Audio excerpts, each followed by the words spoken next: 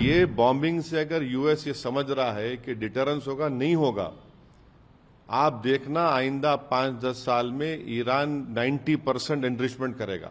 इसीलिए पाकिस्तान ने Nobel peace prize के लिए कहा था, और इसीलिए क्या उनका जो जनरल था जाकर ट्रंप के पास बैठकर खाना खाया था। पाकिस्तान के देखिए, पाकिस्तान ने फॉर्मल कहा ना कि हम ट्रंप के लिए नोबेल पीस प्राइज बोलेंगे, तो क्या इन्होंने इसीलिए कहा था, इसीलिए कहा कि उनको नोबेल पीस प्राइज मिलना चाहिए इस आदमी को, इस प्रेसिडेंट को, जिसने अपने ही देश के संविधान का वायलेशन किया, यूनाइटेड नेशन चार्टर का वायलेशन किया, इंटरनेशनल लॉ का वायलेशन किया। जो आज यूनाइटेड स्टेट्स ने जो बॉम्बिंग की है वो इंटरनेशनल लॉ का वायलेशन है, वो यूनाइटेड नेशंस के चार्टर का वायलेशन है, एनपीटी का वायलेशन है, और खुद यूनाइटेड स्टेट्स का जो उनका संविधान है यूएस का कि बगैर कांग्रेशनल परमिशन के वो जंग नहीं कर सकते बॉम्बिंग, उन्होंने उसका वायलेशन किया। और उन्हीं का इंटेलिजेंस डिपार्टमेंट, यूएस का इंटेलिजेंस डिपार्टमेंट ने कहा कि ईरान तो न्यूक्लियर वॉरहेड वेपन्स के करीब नहीं था। तुलसी गबार्ड का स्टेटमेंट है। ये सिर्फ एक फसाड क्रिएट किया गया। मकसद एक ही है कि इजराइल जो बेंजामिन नेतन्याहू जो फलस्तीनियों का एक खसाब बन चुका है, बुच्चर बन चुका है, जो जेनोसाइड हो रहा है, एथनिक क्लेंसिंग हो रहा है, उसको कवर अप करने के लिए किया गया। फिर 55,000 लोग मारे गए, अभी मर रहे हैं वहां पर, आप उसकी बात नहीं करते। तो ये बॉम्बिंग से अगर यूएस ये समझ रहा है कि डिटरेंस होगा, नहीं होगा। आप देखना आइंदा 5-10 साल में ईरान 90% एनरिचमेंट करेगा। आप इस बात को देख लेना कि उस इलाके में जितने मुस्लिम अरब कंट्रीज हैं वो अब ये तय करेंगे कि भाई हमारा को अगर डिटरेंस चाहिए इजराइल से तो हमको भी अब वही करना पड़ेगा। वो भी करेंगे, न्यूक्लियर बॉम्ब्स बनाएंगे, न्यूक्लियर वॉरहेड्स बनाएंगे। और ये जो यूएस ने किया है, इराक में आपने झूठ बोला था वेपन्स ऑफ मास डिस्ट्रक्शन, कहां मिला? कुछ नहीं मिला। आपने लीबिया में गद्दाफी को हटाया, ये कुछ इल्जाम लगाकर केमिकल वेपन, क्या हुआ? कुछ नहीं निकला। तो आप ये जो इंस्टेबिलिटी क्रिएट कर रहे हैं, ये इंस्टेबिलिटी आपको ही महंगी पड़ेगी। अगर कल वहां पर जंग हो जाएगी उस इलाके में, जो अब पूरे आसार नजर आते हैं, तो फिर पूरा इलाका एक आग की झोंक में होगा। और वहां पर 60 लाख से ज्यादा भारत के लोग काम करते हैं उस तमाम कंट्रीज में। हमारे इंडियन कंपनीज का इन्वेस्टमेंट है उन कंट्रीज में।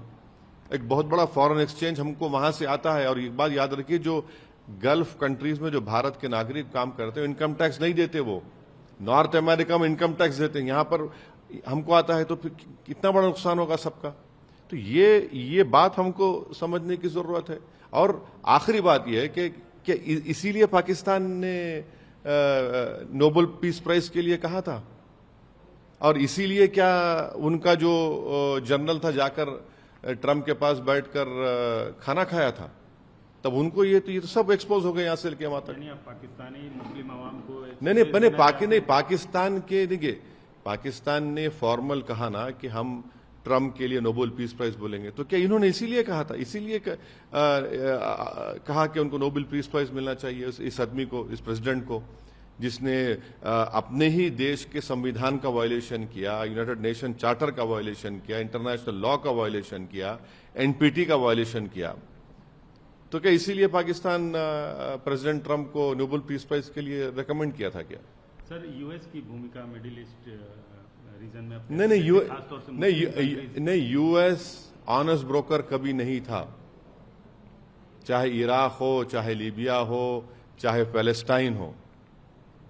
और ये जो गजा में जेनोसाइड हो रहा है, जो एथनिक क्लेंसिंग हो रही है एक रेसिस्ट स्टेट की तरफ से, उस पर तो यूएस बिल्कुल खामोश बैठा हुआ है।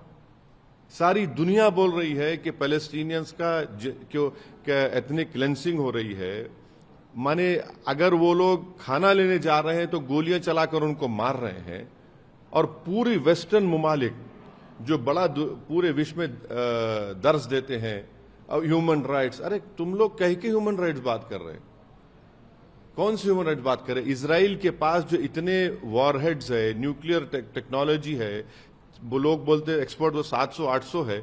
इजराइल ना एनपीटी का मेंबर है, इजराइल आईएईए को अलाउ नहीं करता, आप उसके न्यूक्लियर जो बनाकर बैठा हुआ इतने वर्षों से उस पर कोई बात ही नहीं करता।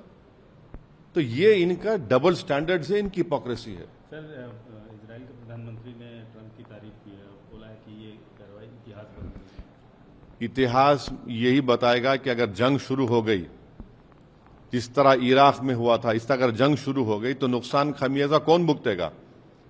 कितने मासूम लोग मारे जाएंगे? इसमें भारत के लिए परेशानी हो जाएगी।